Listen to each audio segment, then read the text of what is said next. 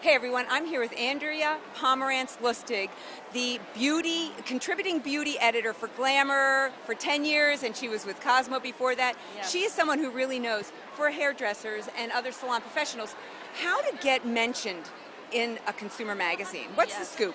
Okay, well here's the scoop. One is, today it's a lot easier than ever. Facebook is amazing. Friend all the editors. It's great to be able to have access. I mean, before you had to maybe try to get them on the phone, maybe you'd get to their assistant, which is a great tip too, befriend the assistants.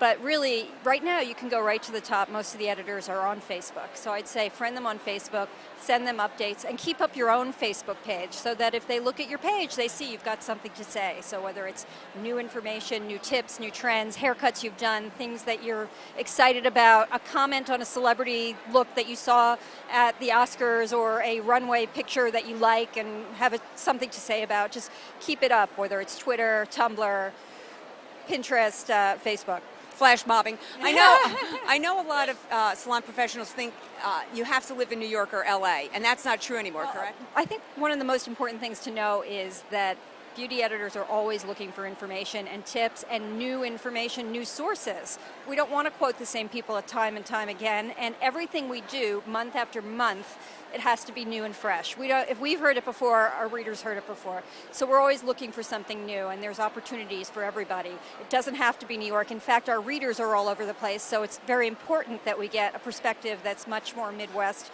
Miami, Texas, California. We need to have the national perspective. So I think that you shouldn't be afraid of that. Just make the contact and make some phone calls. If you do, I'd say also local press, because sometimes the national media will see an article written about by a local press. Finding it online, it's easier than ever if you're writing about a trend. So befriend the local press, invite them into the salon, take care of them. And as I said before, the assistants. I really think a big secret is taking care of the assistants, because the assistants not only will go on to become the editors, they're the ones the editors are looking for to kind of flesh out the story. So if they need a quote and you're their friend, they're going to call you. Editors are always looking for someone who can give them a good quote, good information that they know they can count on, that they can ask anything. So if you're that person, you're bound to get noticed. Any definite don'ts? Like for me, my pet peeve is don't call me. Right, I was going to say, as soon as are there any definite don'ts? Don't bug me, leave me alone. Befriend me, add something to make my life easier. I think that's a key, is to make my life easier. I don't want to be just getting tons and tons of information, and I'll come to you when I need you. You just want to get yourself noticed.